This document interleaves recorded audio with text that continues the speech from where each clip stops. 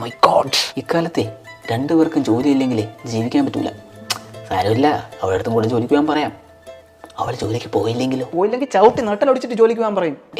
പരാക്രമം സ്ത്രീകളോട് പാടില്ല. അത് കറക്റ്റ്. അതും ശരിയാണ്. സാരമില്ല, ഞാൻ എന്തെങ്കിലും സൈഡ് ബിസിനസ് ആയിട്ട് നോക്കാം.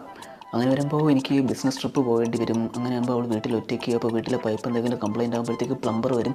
അങ്ങനെ അവനും കൂടെ നോട്ട് ചെയ്യാൻ. ഞാൻ ഇതിന് ആവശ്യമില്ലാതെ ഓവർ തിങ്ക് ചെയ്യുന്നത്. എനിക്ക് പെണ്ണില്ലല്ലോ. ആവശ്യമില്ലാതെ ചിന്തിച്ച് ഞാൻ വയസ്സാവും.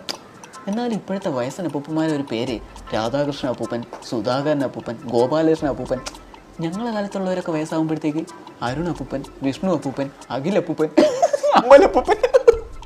പിന്നെ ഓവർ തിങ്ക്. ഞാൻ എന്തുകൊണ്ടായിരിക്കും ഇങ്ങനെ ഓവർ തിങ്ക് ചെയ്യുന്നത്? എനിക്ക് ജോലിയില്ല. സപ്പോസ് എനിക്കൊരു 20,000 രൂപ ഉള്ള ഒരു ജോലി ഉണ്ടെങ്കിലോ, 5 മാസം കൊണ്ട് അത് 1 ലക്ഷം രൂപയാവും. അപ്പോൾ എൻ്റെ ലൈഫ് സ്മൂത്തായിട്ട് ഇങ്ങനെ പൊയ്ക്കൊണ്ടിരിക്കും.